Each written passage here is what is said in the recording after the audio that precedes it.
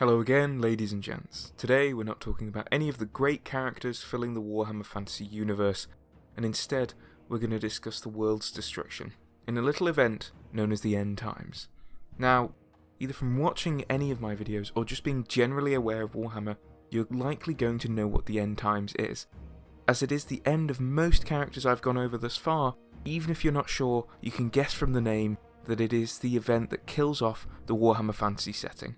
It is the final apocalyptic catastrophe that the forces of order try and fail to endure. It ends with the literal death of the world, just so Games Workshop can make it absolutely clear they're not returning to this setting. Apart from when a few years later they announced the old world, but let's just pretend that didn't happen for now. Plenty of characters managed to be transported into the mortal realms for Age of Sigmar, but plenty of others didn't. The good guys don't win this one. To put it simply, an Archaon leads a mega army of Chaos Undivided, complete with demons from each of the four gods on a rampage around the old world, tearing up as much as they can with honestly little resistance from our various forces for good. Now, there's nothing wrong with ending a setting, and there's certainly no problem with having your bad guys win, but the way Games Workshop executed this event has been heavily critiqued by fans. You probably already know that though, as there was plenty of content on it at the time. So, today I'm going to go over the reasons why the End Times sucked, but I'm also going to try and wrap up on a more positive note, and give you some more reasons why it actually wasn't so bad. But, to begin, it's going to be more useful to look at why people actually do hate the End Times, and these reasons are plentiful, to say the least. The first and probably foremost cause for why people hate the End Times is its rushed nature. No matter if you're reading a book, watching a TV series, or playing a game, you feel like you're just wasting your time if you can tell that the writers only care about getting to this single end point. Throughout all 5 End Times books, it's clear there wasn't the time given to tell a proper apocalyptic story, and instead we just get a bit of a mess, really. From characters like Skarsnik being entirely forgotten even though they seem to be a big player at other points, to a finale that literally teleports the good guys in to where the bad guys are because we can't be bothered of thinking of how they'd get there otherwise. There's a lot to pick apart here, and if I'm being honest, a lot of the biggest criticisms of the End Times just stem from this complete lack of thought.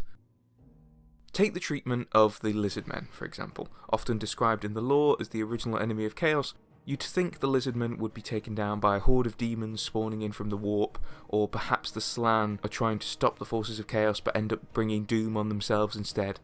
Neither of these things bring our lizard boys low, and instead it's just one Skaven clan that does the deed in the end in the form of Clan Pestilence, though they were heavily assisted by Ichiclaw trying to bring down the moon, in fairness. While not an entirely unsuitable ending for the Lizardmen, the fact they didn't get their own book or really their own moments to shine throughout the End Times shows that 1. Games Workshop does not care about the Lizardmen, and 2. that big players are taken out when it's convenient rather than when it makes sense, and the bad guys are given huge power boosts to ensure it seems even semi-viable they can pull off these levels of destruction. This brings me to my second major point on the End Times, and that is the plot armour for our villains. The Skaven are big sinners here, as even though we know that if united they'd run all over the world and create a lot of chaos, they never once run into any setbacks in their grand plan, and it really just makes the Ratmen look like massive idiots in the past for not uniting sooner. I know this is kind of the point of their infighting, but when it literally gets to the point where Clan Pestilence solos the lizards, it just seems a bit out of proportion. I think though that the case for the bad guy plot armour point becomes most clear when we look at the Siege of Altdorf, specifically in the Glotkin. Now the Glotkin are 3 brothers who have given their lives in service to Nurgle. One uses magic, one is your typical Chaos Warrior wielding a scythe, and the third is basically a buffed up Chaos Spawn. These guys run rampant over Marienburg and the Empire, taking no L's throughout and easily defeating everything and everyone in their path. Again, it's fine to have your bad guys win, but when reading through the End Times, you don't get the sense Chaos are on their own version of a hero's journey, but that they've just been written not to lose and that's that, which completely throws you off when you're trying to immerse yourself in the world.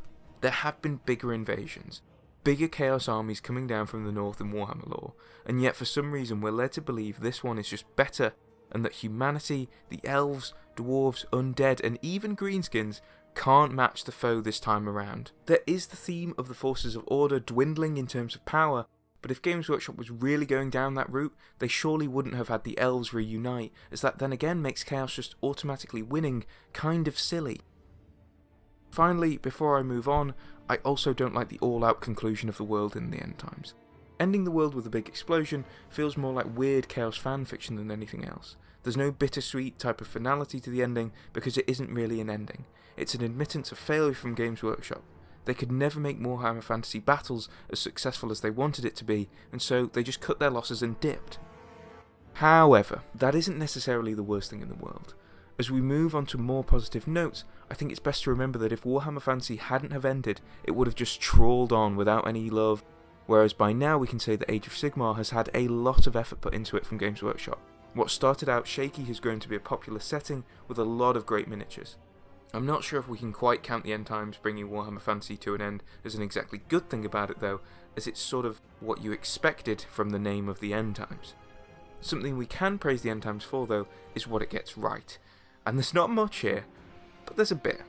There is a lot of bad writing in the End Times, but there's also a good deal of solid writing that people often forget. Malekith, for example, I think is managed very well, and the whole Elven unification subplot is also given a great amount of time to develop without being hindered by chaos or the rats.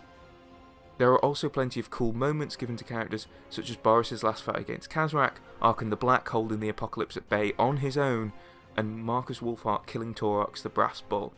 Moreover, if you're a Chaos fan, you're gonna love the End Times, as they just win everything really. Archaon gets plenty of cool moments specifically, and there's some nice lore on his power and why people follow him, especially in the 5th book. Apart from having the odd good moment and representation of characters, the End Times also succeeds in building some key concepts and themes in its storytelling. Yes, the incarnates are not executed very well, but the ideas of having demigods in the world able to battle among themselves to create some epic fights is something that Age of Sigmar leans on heavily, and while we get to see the full excellence of this idea in that setting, its beginnings can be found in the End Times, even if they're not executed to perfection. There's also the concept of fate at play in the End Times, as Teclis's journey leads him to constantly try and defy it in order to save the world. While I did bag on the idea that nothing could have been done to stop the End Times, through Teclis we will see what happens to a character when they're faced with the horribly difficult decision of saving the world or the people you love. Like Malekith, Teclis is a great anchor to the story of the End Times in the books he appears in.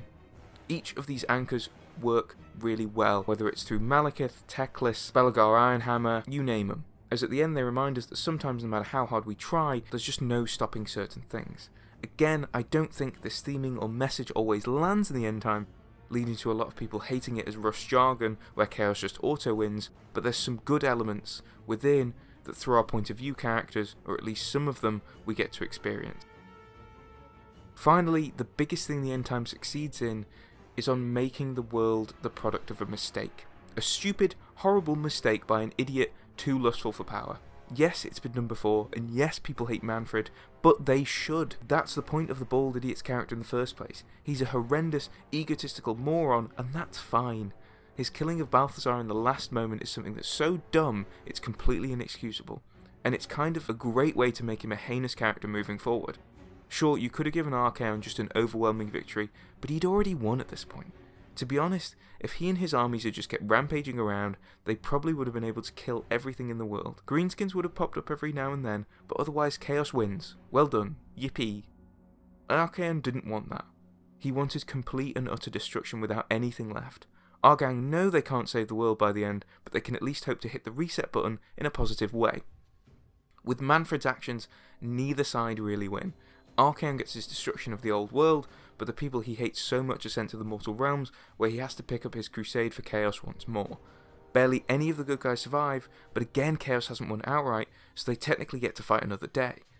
This ending is by no means perfect, but it helps make the End Times feel less of a business decision, and more something that actually could happen in the universe thanks to the overwhelming power of the Chaos Gods and the work of one moronic vampire.